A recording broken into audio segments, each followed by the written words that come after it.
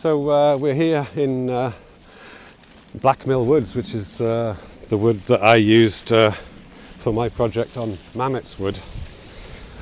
We're surrounded by sessile oak woodland. The trees are twisted. They're almost like dancing people. The ground is covered with fallen tree trunks. There are eyes staring at us, and there are faces all around us. It's an inspiring place for me. I would tend to agree with you, Rob. And so the project itself, inspired by David Jones as well, poet. Tell us a little about the way he inspired this work as well. Well, for me, I think it's important that I find the human element within the landscape. And one of the ways I almost sort of force myself into finding that relationship is through interpreting the words of poets, artists, writers, songwriters, whatever. The project didn't just happen. I didn't just walk into this wood and go, great, there's some tree stumps that look a bit like faces, and if I photograph them in a certain way, I can make it look like something that happened in the First World War. It just wasn't that simple.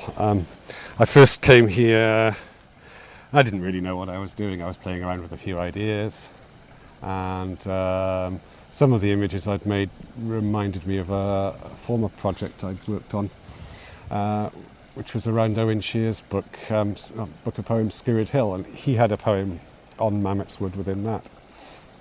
Mametz Wood is a battle that's also followed him, incidentally.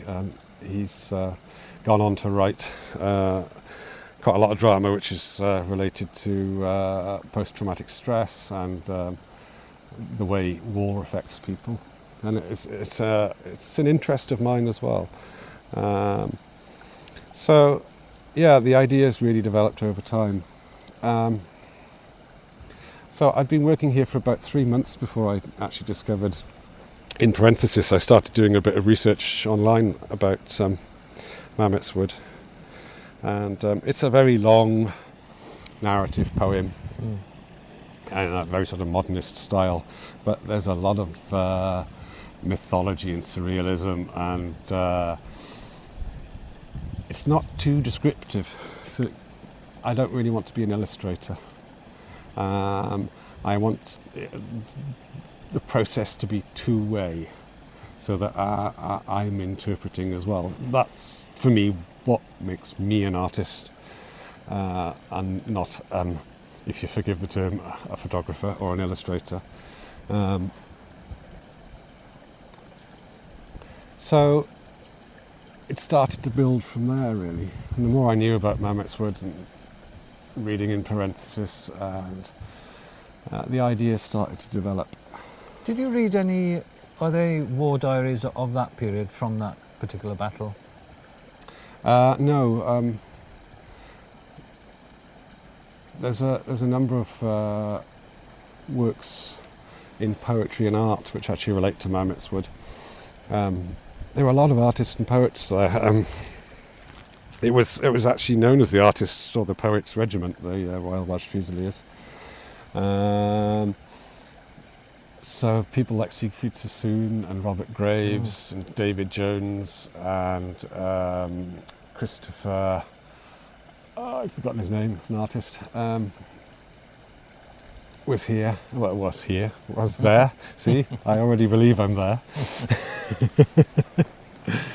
But, so there's plenty of work to be going on within the artistic sphere. Were you ever tempted in the process to go to the actual wood? Yeah, I was. Practically it hasn't ever happened, but I probably still will. But it won't look at all like this. No. That's actually sort of one of the important things to me. I mean, it was bombed to pieces. So there'll be some, 100-year-old trees. Where we're standing at the moment is sort of my idea of how Mametz Wood might have looked at the time of the battle, rather than a you know, after being completely flattened by an industrialised war several times over. Are your photographs anti-war? Yes, well, I don't try and make it explicit. I mean, I certainly am anti-war. I'm sure, you know, most people would describe themselves as anti-war. I leave it for the viewer to make up their own mind, I think, I hope. And I think that's important to me. I don't think it's the job of the artist to preach, but to guide. Yes. Because some of that work is really, what can I say, disturbing. Yeah, it surprised me how disturbing it became at times, actually. It's kind of empty eye sockets, and which made the work stand out for me. And once you add that title to it, it becomes alive. Yeah. I didn't really go into it with the idea of trying to make it particularly disturbing, but it happened, and you start to develop sort of patterns in your work because you're looking for connections. So the eye sockets of the circles and the stars and the twisted nature and of the twisted nature of it, yeah, all became like motifs. So you start to work following that path, and that's really quite important. In that, the images then create a greater whole being seen as a series than just the individual image, and people will see that connection. Is that? Do you but think? I mean, there's no getting away from it. You know, 4,000 Royal Welsh Fusiliers, and although nobody seems to have written it down in any of the English literature about Mametz Wood, I assume an equal number of Germans died. You know, at the same time, and you know, it wasn't a war that was about right and wrong. It was a war, really. It was about colonialism. It was two great colonial forces, or three great colonial forces, fighting against each other. And you know, so the soldiers, to me, on either side of the battle, were as much victims of their governments. Do you think that the way you've seen it and the way you've photographed it and the way you've worked it and thought about it, do you think it has more effect when you see pictures? I mean, we've all seen pictures of stills of World War I and the bodies and what have you. Do you think yours has more resonance and is more has more impact than seeing the reality of it? Well, I think one of the problems with the reality is you don't want to look at it. No. You recoil from it instinctively. And I think, and it was as much something I found within David Jones' work that I wanted to sort of root out from that darkness an element of hope. You know, societies do survive wars and come out the other side, and you know, they may have suffered greatly during the time of the war, but if they're lucky, they'll flourish during times of peace. And you know, you have to celebrate that, because that's humanity. We are strong as societies. Yeah. It's funny that when you talk about poets, because when Hedd Wyn died, of course, they draped his chair, because he won the chair at the Eisteddfod. They draped it in black. And I kind of think you kind of draped...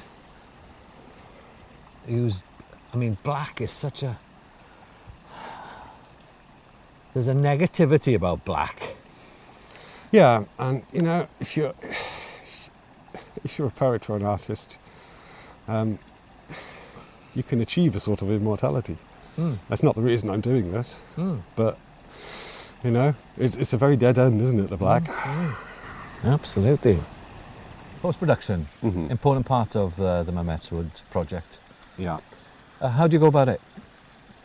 Well, one of the things that interested me when I initially started coming here was maybe returning to film, and I was actually quite interested in one of the sort of attributes of film is, well, let me start that again. One of the ways you can use film is double exposures, and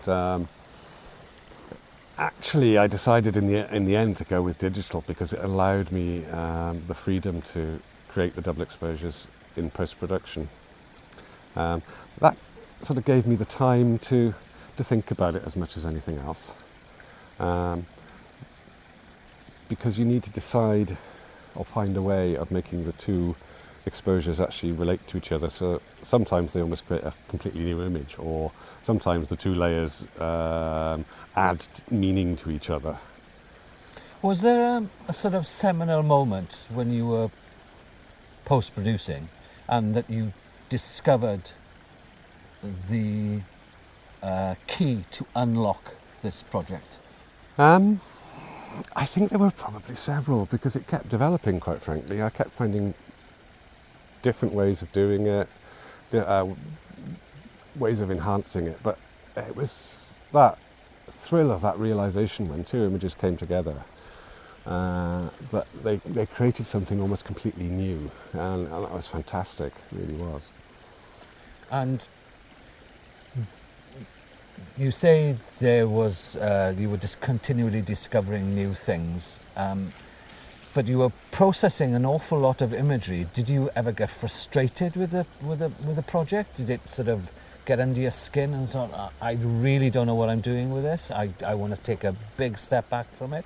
Were there moments like that? No, there were moments when I wasn't getting what I hoped for, and that certainly was very frustrating. If you've processed, 20 images and come out of it and there's really nothing very interesting about them, then that can be really quite painful. But you just have to keep pushing on. It's part of the process, really. It's important to self-edit. It really is. And as I said before, I took thousands upon thousands of images over that 18 months period. I'd probably, every time I visited here, I'd probably make 50 individual exposures, something along those lines. And they weren't all different compositions. Sometimes they would just be a different angle or a different depth of field or something of that ilk. But so there's a lot of images. Something you probably couldn't have done if you were doing it on film. No, absolutely, and that was sort of my key choice, I suppose, for going for digital. I mean, the cost would have been enormous apart from anything else, but I already had the digital cameras anyway, so it didn't really cost me anything more other than time.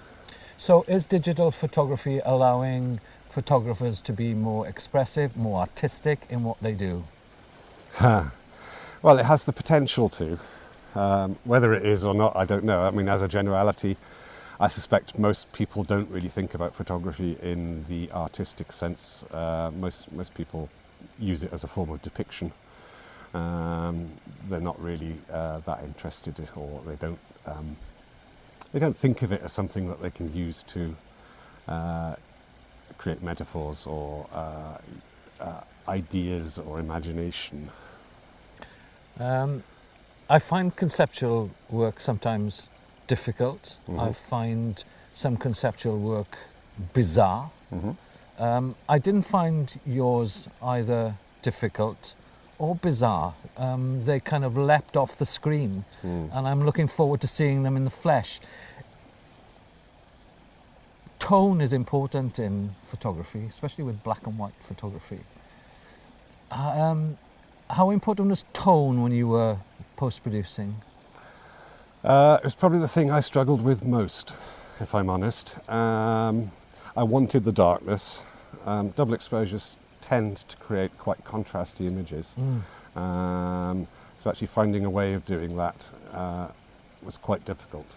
I had presets latterly set up in Silver Effects, which gave me a starting point, but actually it's not necessarily the whole answer. It still needed tweaking constantly to find a way to make those images come through. But conceptual work is only as good as the concept. I mean, one of the definitions of conceptual work is that the idea is more important than the product, assuming there is a product. But for me, I think it's actually important that the idea runs through to the finished product. I put a lot of work into developing my concepts. It took me 3 months before I even knew what I was doing here. And then, over the 18 months, the ideas continually developed. Okay. So, but it's the work of a poet, which was inspirational, do you think those outside influences, do you think the Mametz Wood would have come if you hadn't read David Jones's work? No, absolutely not. I wouldn't have related to it in that manner.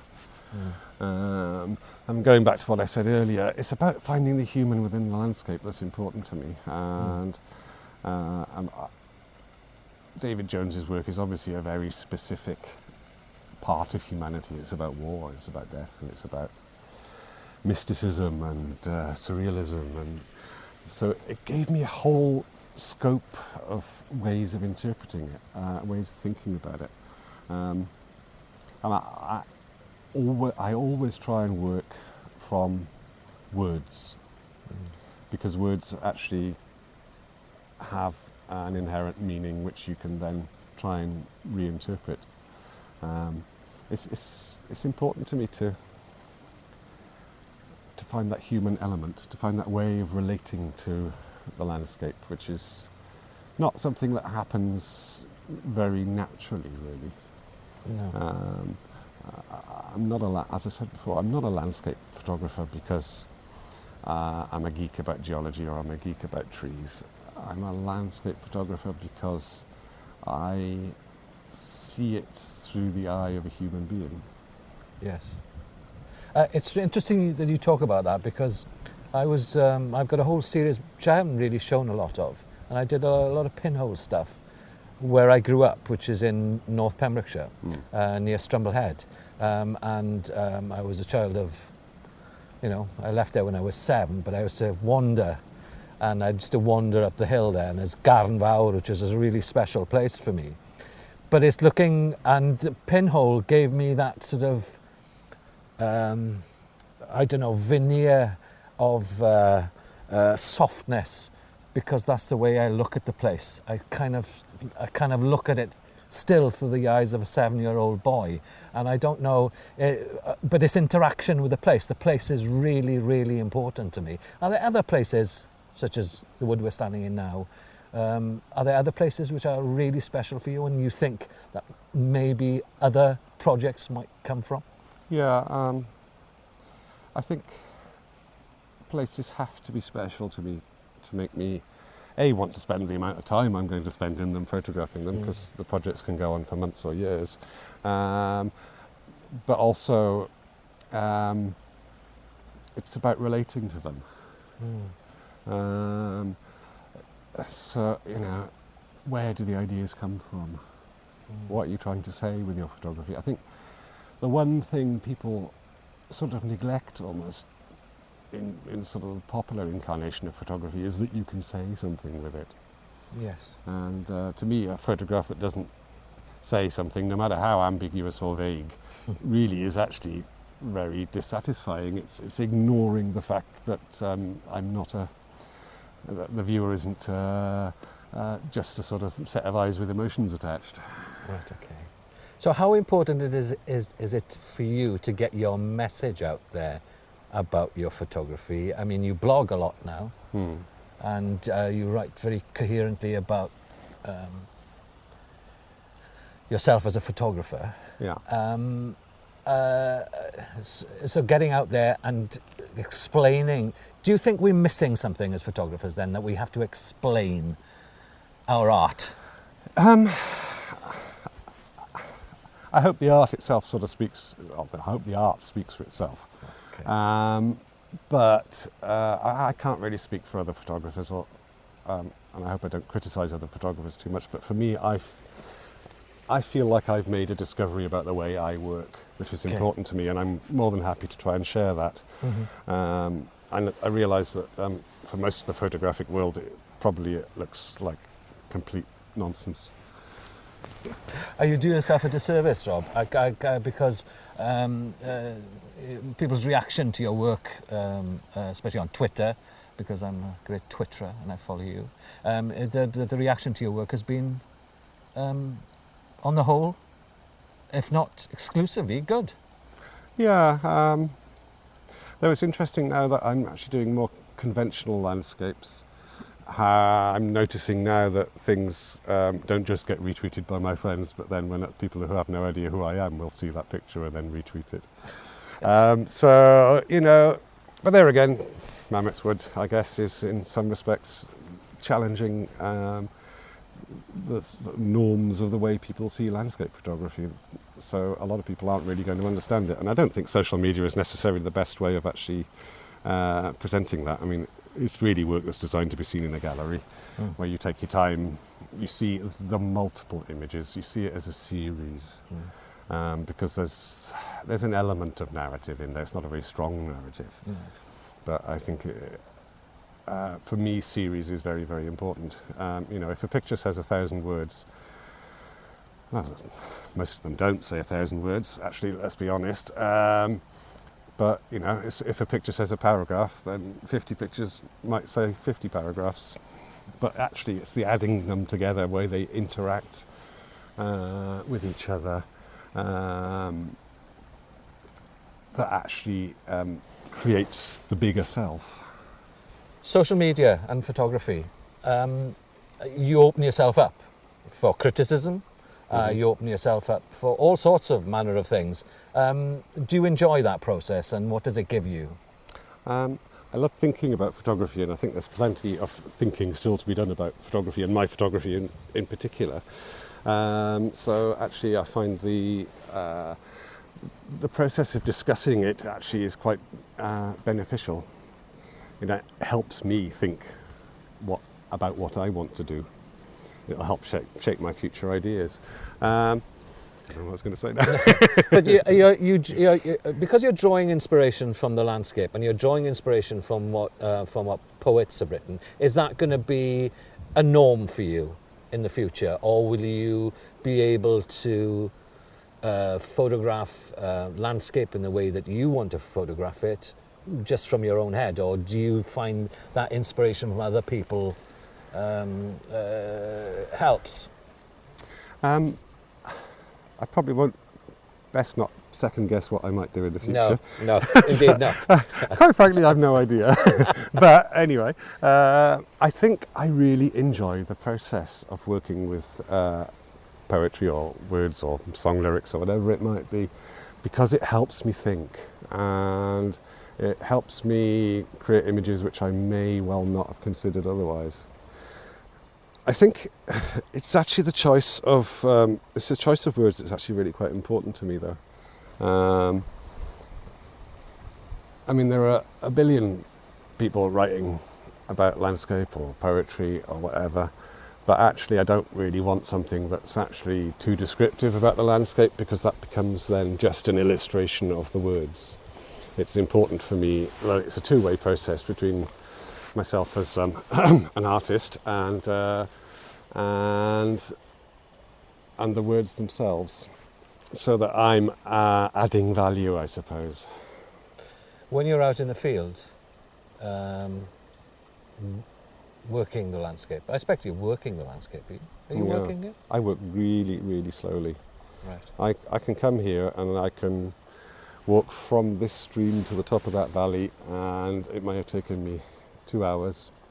So I'll be circling every tree and looking under every tree stump and looking at the leaves, and it's forcing yourself into a space where you have to see afresh. Have you been here and not been able to see? No, I don't think I have. But it sometimes takes a long time to get there. Sometimes, frequently, I'll find the first few images I take are rubbish and just go on the trash pile. But almost getting the camera out and to start exploring with it is important to me. Starting to see it through the frame. Yes. It's something that turns my creative mind on, I suppose. And would you come here at specific times, or in specific weather conditions? Generally, I would try and come here in this sort of light, actually, which, for the benefit of people who can't see it listening, is fairly flat. but bright. Actually, then the time of day doesn't matter a great deal. So, yeah, I would probably come here and actually work in the middle of the day. It's a very unconventional thing for landscape photographers to do. But flat, dull, grey light actually works really well in bringing out textures and things in black and white. You don't need, especially with the added contrast to the double exposure, you don't need the sort of strong side light and the shadows, and they can introduce distractions and things you didn't really want to see. And what equipment do you use? Just a Canon 5D2 with a 24 to 105 zoom and a 70 to 200 zoom. That allows me the flexibility. I know a lot of people insist that the best way of seeing is to have a fixed lens, but I think for me getting quite close in was more important than I can see through various focal lengths quite easily, so it doesn't bother me. Does the box matter? No, I mean the box is just, nobody makes a bad camera really anymore. No. So cameras, digital cameras especially, are white goods. It's Yes. not really something that I'm that interested in. It's more important to know how to use the camera, whatever camera it is, than having a special one.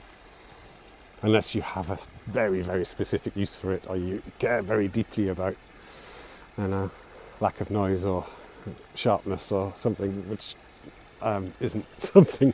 Actually, I think one of the inherent problems of digital is actually it's almost too perfect now. Yes. And a bit of vignette or a bit of shallow depth of field or something quite nice. adds something to a photograph. It's almost something that is inherently, to my mind, photographic. Henri Cartier-Bresson was out photographing with a 35mm Leica. Yes. That was built in the 1930s. Okay, it might have had quite a nice lens on it, but actually 35mm film in the 30s was pretty poor stuff compared to what we can do with a digital camera now. But nobody looks at it and goes, "Oh, it's not very sharp, is it?" Or, "Well, look at the grain in that dark corner. It's not very nice." They see it as an additional element of the image. It's something that adds to it.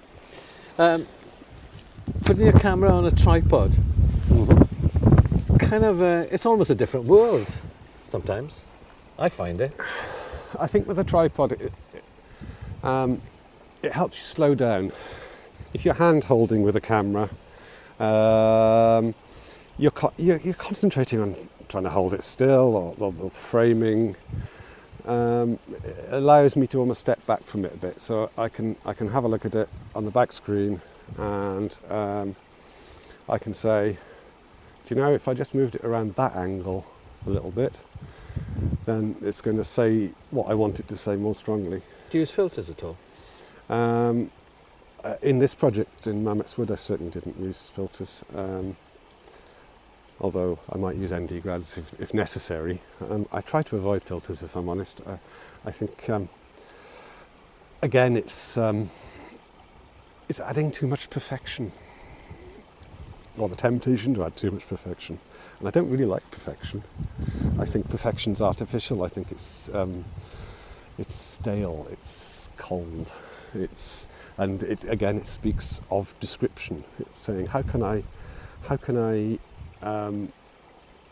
make an image which is a perfect representation of what's before me? But I don't want to make a perfect representation of what's before me, because people will see it as a perfect representation of what's before me, rather than seeing it as an image which has a story to tell, or a metaphor within it, or whatever I'm trying to say. So do you think then, in that respect, that we don't spend enough time looking at images which are of an art nature? I find sometimes that I can stuff that is classified as art, and that leave me cold. Yeah, so do I. I don't expect every piece of art to have a universal value or universal appreciation. You know, I would expect my work to divide opinion. I almost feel like I would have failed slightly if it didn't. But, you know, concepts are only as good as the concepts. Yeah. One of my pet hates, Rob, is HDR photography. Mm-hmm. And it really drives me bonkers. It's this manipulation of landscape that it becomes totally unreal. I don't think... what's your take on that?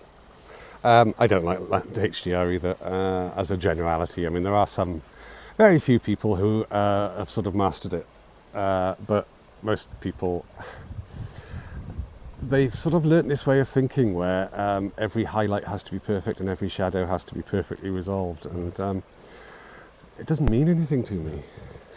But when we're talking about landscape, your Mametz Wood as being landscape photography, is it more about a story than a landscape? Yes, most definitely.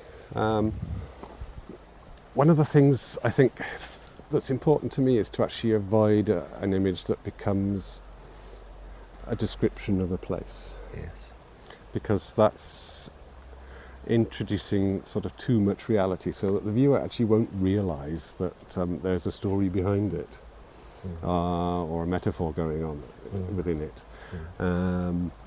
So yeah, it's focusing on those little details really, avoiding the big vistas, because if you see a big vista, you see a big vista, and you will probably not think that there is anything beyond it. And that's almost one of the challenges I'm setting myself with my new project, so there you go. So it's just kind of worlds within worlds, really. It's a world within a landscape. It's another world within a landscape. Yeah, very much so. It's all about looking, really. You know, your work on Mametz wouldn't have happened unless you'd spent time, energy, and your eyes looking at the landscape around us here. I mean, I've come here we've been here for about half an hour now, and I find it an inspiring place. The dead wood that's lying around, I can see instantly that there are huge potential. And but it's that exploration, you have to get out there and explore. Did you find this place by accident? No, I found it through some friends. A friend of mine, Scott, works for, as it was then, Countryside Council for Wales, who's Environment in Wales now, and part of his job was actually the management of this woodland. And he brought another friend, Sandale Lynch, here, who's a photographer as well. We're all photographers, and they took some photographs here. So I asked where it was, and it was a couple of years later before I actually visited, but it had made an impact. I could see, I mean, they'd photographed the sort of the twists in the trees, which are fantastic, aren't they? I mean, yes, they are. They're almost like dancing people. Yes. So yeah, it struck a chord. I knew I had to come here. It must be very different when there are leaves on the tree. Actually, not that much. These sessile oak trees don't have a very thick canopy. And again, working with fairly flat, overcast light, you don't really notice the difference. Yeah, true. Photography in Wales. We're a disparate lot in Wales. We're all working on as individuals. There's very little photographic community here in Wales. What's your take on that, Rob? Yeah, we are. It does feel like we're quite sort of atomised, that we're working very much by ourselves. I compare it to my knowledge of what happens in Scotland, where there are groups like Scottish photographers, which develop a really good support mechanism, and they share information, and it helps people get their work out there and known by other photographers, and people, you know, they have connections then with people who run galleries, etc., etc. And I think we need something like that in Wales. But then, you know, it's actually incumbent on the photographers in Wales to get off their arses and actually organise something along that ilk, because it's not going to happen by magic, you know. And I think we would all benefit from it. Exactly so. So how would you envisage something like that happening? Well, I think it's got to be relatively organic, really. I think the important thing is that people meet and talk and become friends and share ideas. And because at the end of the day, you know, for me especially, photography is all about ideas, and I love talking to other photographers. Yes, and to have that sort of professional input as far as being able to show your work to other professional photographers, I think that makes a big difference, because it's altered the way I think about photography, and seeing other people's work does alter the way you think sometimes. Well, I'm not so sure that I'm bothered whether they're professional photographers or not. Okay. But, people who are interested in photography. I mean, I almost think of my landscape work as my amateur work, because I'm not doing it for commercial gain. In fact, I really want to keep commercial ideas out of it, because you know, I can make money as a professional photographer anyway. But with the landscape work, it allows me latitude to do what I want to do. I want it to be seen, but I don't want it to be seen within a commercial context. So you wouldn't sell your work? I'd have no objection to anyone giving me money, but it's not my prime motivation. Okay. Everywhere you work, it's going to have some element of public funding, but it depends how the power is shared, and that's important. Do you have curators who can actually go out there and find original work and show it because of its value, or does it have to have credibility which appeals to politicians and bureaucrats? Okay. Do you think there's an element of snobbery about photography in Wales, or just a general lack of interest by the general public? I think there's, you know, apart from a very few enclaves, there is probably no great thought about photography in Wales at all. You know, I don't think people have any great expectations of it. And they should? I think it should be considered on equal footing with other art forms, and certainly other visual art forms. But that is a continual problem with photography, isn't it? That we are, is it art? And you get, and sometimes I get quite upset actually sometimes by the way that it's dismissed. Yeah. And is it because because of this digital age we're living in, we're sort of bombarded by images on a daily basis, and lots of rubbish thrown at us, and that we see, and that we can't see the wood for the trees? Do you know, I have a sort of slightly different opinion on that. Yes, we are bombarded with imagery, but it also means that a lot of people are more interested in photography than they would have been otherwise. Everybody's now got a camera on their phone, and most people use it, you know, albeit maybe for selfies or whatever, which, you know, don't necessarily have a great deal of depth about them.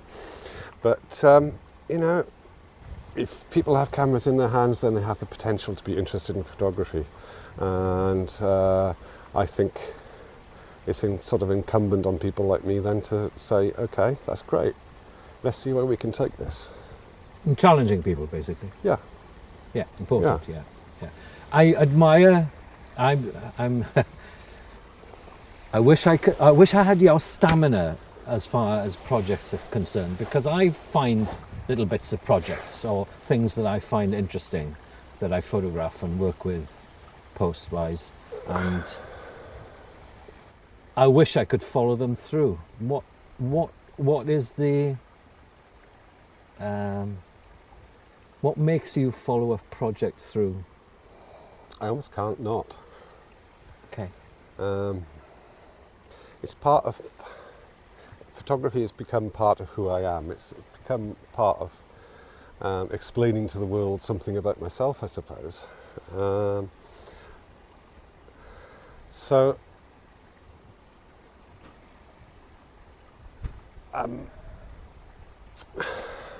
can one image make a project?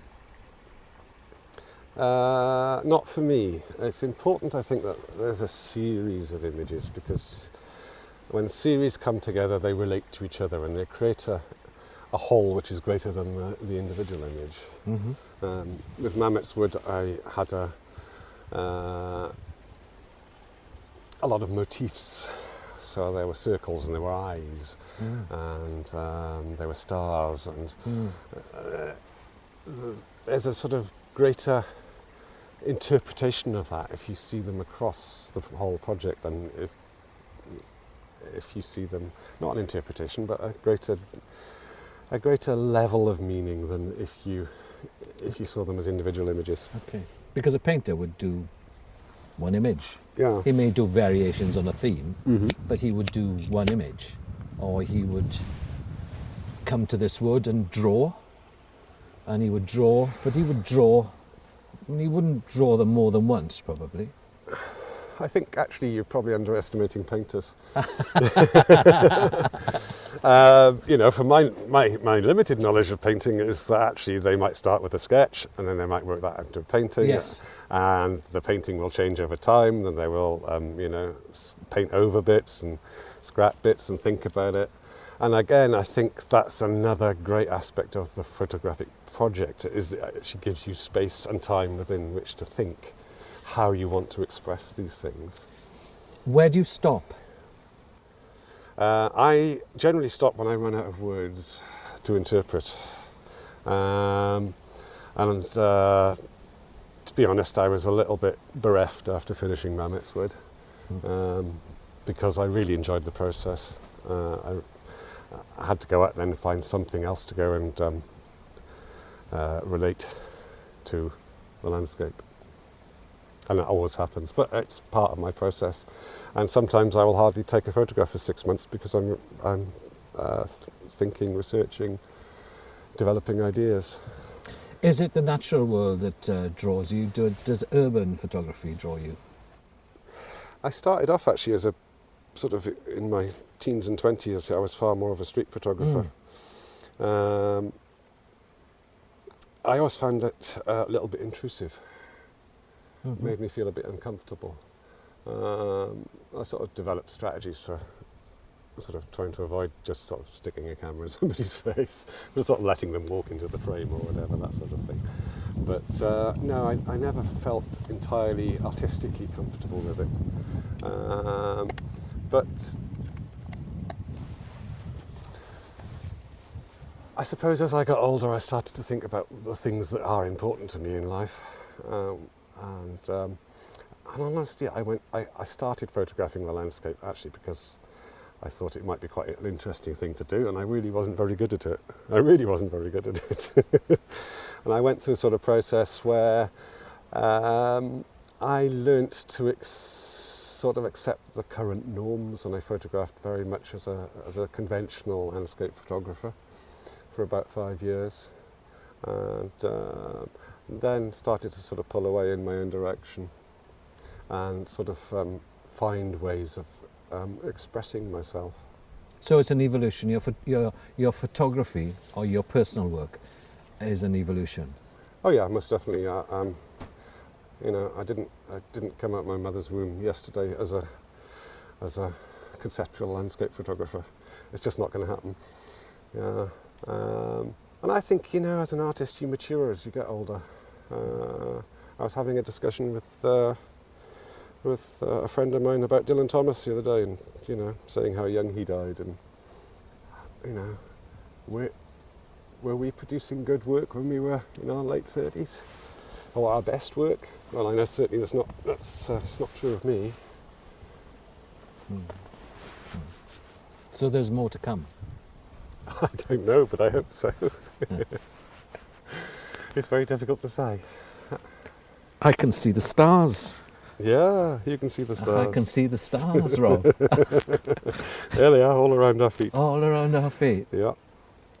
So what advice would you give to a young photographer, an up-and-coming photographer, an exciting prospect photographer, what advice would you give them?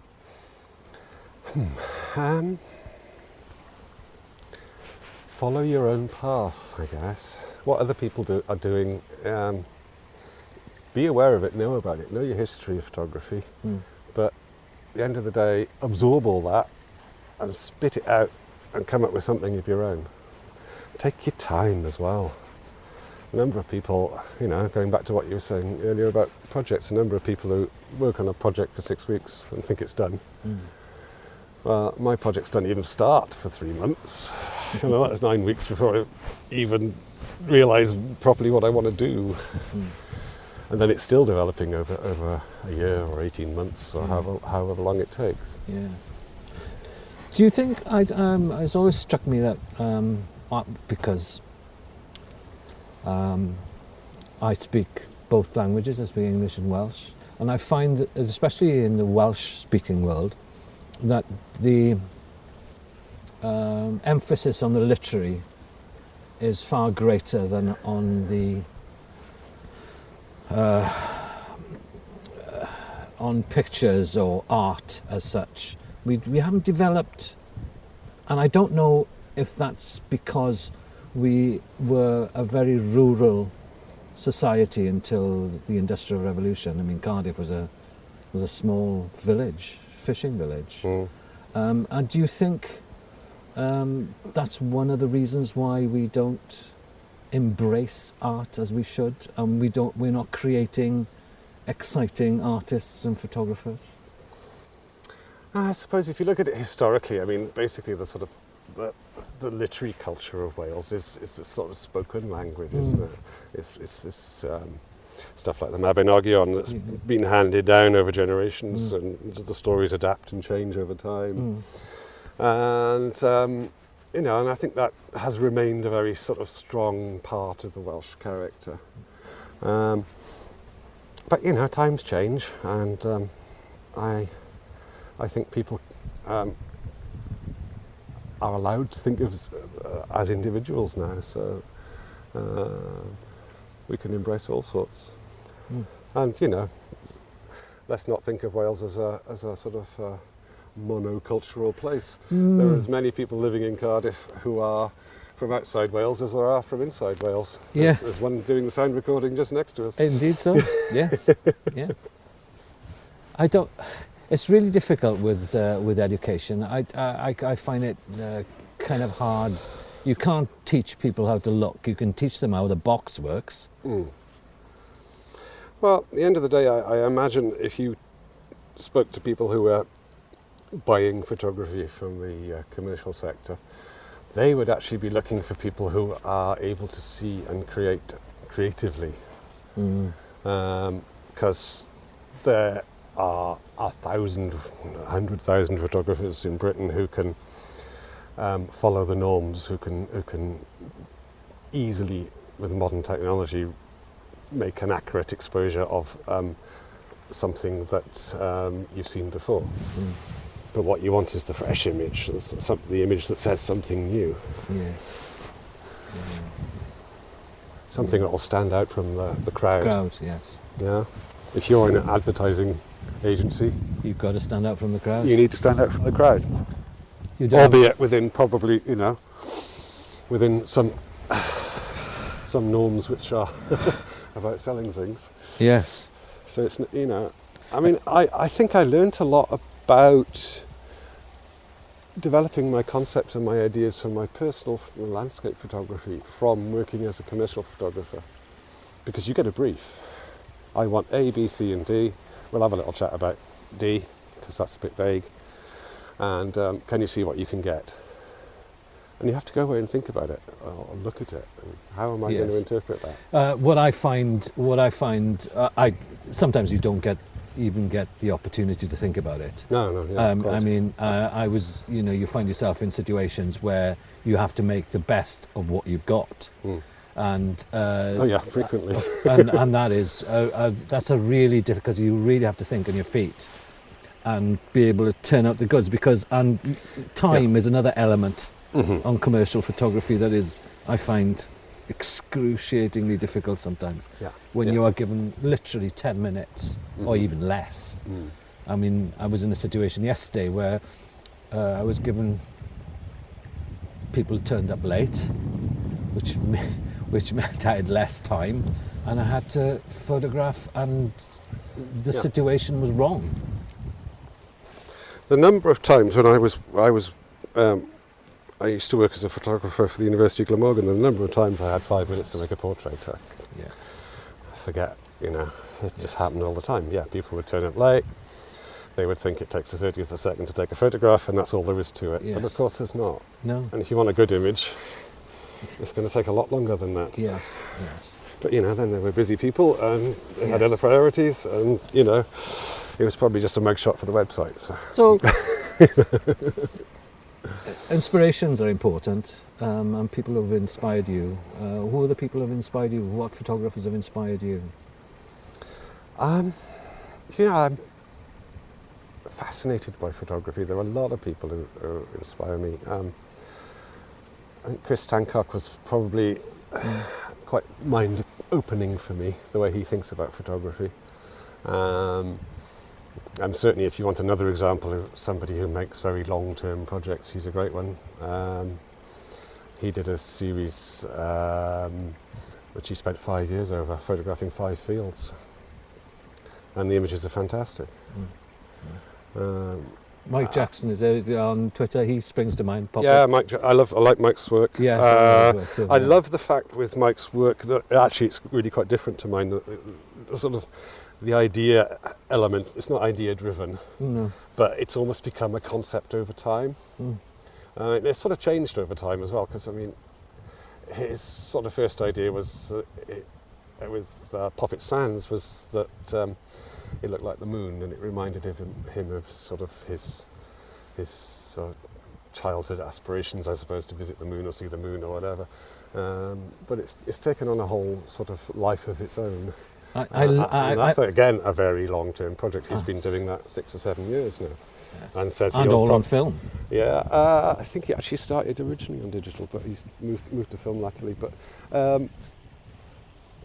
he's saying he's going to carry on doing that for the rest of his life, because there is so much change there. Anyway, it's fantastic. He's discovered, he's on a beach, and every time the tide comes in and out, there's something new. And that's just wonderful, isn't it? Yes. To have the luxury to be able to do that sort of thing as well. Yeah, and I'm a little bit jealous, if I'm honest. Yeah. But my photography comes from a slightly different place to that. But yeah, I'm always looking at photography and pondering photography. I look at far too much photography sometimes, and it starts to lose any relevance and depth sometimes. You can overdo it. I'm always a fan of the idea that if you go to a gallery, you just look at one painting and actually try and work it out. Relate to it. Have you ever thought about using audio with your Mametz Wood? To actually have audio with it? No. I don't know how that would work in terms of presenting it within a gallery. Right. Well, whether it could be. Well, I suppose you could get an actor to read it and give people headphones. Yeah. Yeah. Well, it's a possibility. It's a possibility, isn't it? Yeah. Do you think we should be it's something we should experiment with as? I think everybody working in any form of art should be experimenting constantly. Yeah. It's the lifeblood of what we do. Yeah.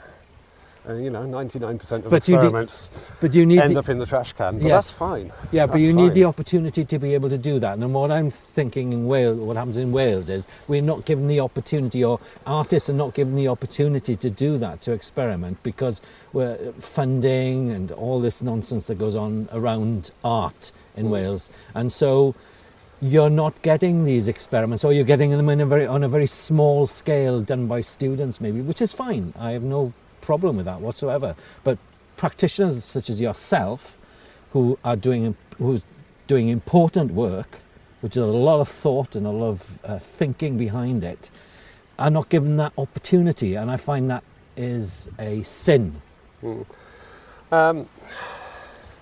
yeah, I mean, I'd certainly like there to be more opportunities within Wales to exhibit. I mean, it's not to say that it won't get exhibited in Wales. I'm pretty sure it will somewhere or other. There are some certain possibilities I'm currently pursuing. Yeah. But you know, at the end of the day, it has to be down to the photographer. Yes. You've got to actually buckle down and do the work. Yes, I know. And you know, it's no good complaining that the galleries aren't showing interesting work if people aren't creating interesting work to put in the galleries. So it has to come from within. It has to be something that you have to do. It has to be part of you.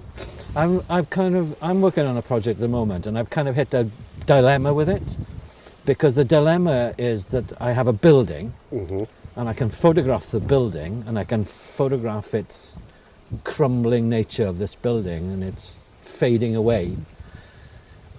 But I was looking at the work the other night, and I was pondering. I was about, I don't know, 35, 36 shots. And I was looking at these shots, and there's an emptiness about them.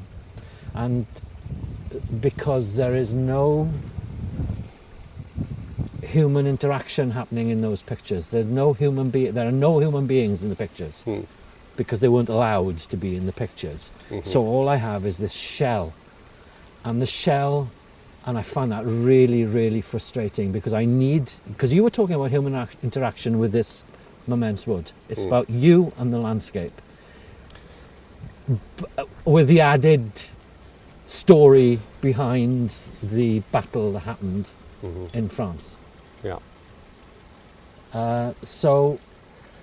But you will find human elements within an abandoned building. There'll be. Oh yes, there's graffiti, and I can relate to that graffiti. There'll be a broken chair or a smashed window or something, and you can say things with those. Yes, you can. But yes, you can. Yes, you can. But there's still that emptiness there, which I find it's almost like it's a ghost of the place. Yeah. And so explore the emptiness. Maybe that's a good idea. And the emptiness, I mean, I can't escape it. It's there. It's.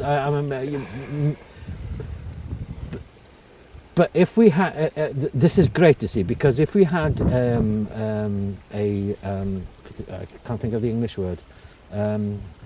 If we had photographers working together, or speaking, or being able to meet as groups of photographers in Wales, which doesn't happen, then these ideas. You can bounce ideas off other people. Because what tends to happen is, as a photographer, because you're on your lonesome and you're with your computer and you're with your camera, you know, you don't have anybody else with you at all.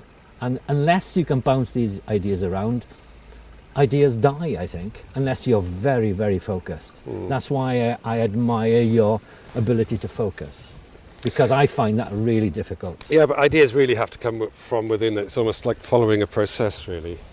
It's following a path. Yeah. Yes, you can bounce ideas, and you might be able to jump a few steps. Yes. But at the end of the day, you still actually have to be producing work which is following a route which only you will actually ever know. Yes. Yes. Which sounds horribly mystical and bollocksy, but actually there's some truth in it, you know? Yeah, there is some truth in it. The project I'm referring to is the project on Whitchurch Hospital. Yeah. And a book was produced with people's reflections and their poems and their writings about the time they'd spent at Whitchurch. And I did the photography before I read the work, but the work now has an influence on the way I look at the place. And it's trying to dovetail all those ideas and putting them into a place that is coherent and that makes sense to the viewer. Because as pictures, they're quite. Yeah, I'm quite proud of some of them. They're really nice pictures, but they don't really say anything about that. They kind of say something over this. I don't know. Yeah. And this is where the interaction with other photographers is important, and showing work to other photographers. Well, there's a lot of people that go and photograph empty mental hospitals. Yes. And they tend to sort of end up photographing the cliches. It becomes a bit trite, So the smashed window becomes a metaphor for the broken mind, or yes. The dirty bathtub becomes sort of metaphor for the suffering of the inmate, but actually, of course, there's a much more rounded story there. Yes, A lot of people, you know, may have gone in there with severe problems, but actually, a lot of people may have come out of there with some good treatment and, yes. And have, you know, better lives for it. Yeah, of course, yeah. You know, and it's thinking around these things is just important. Mm.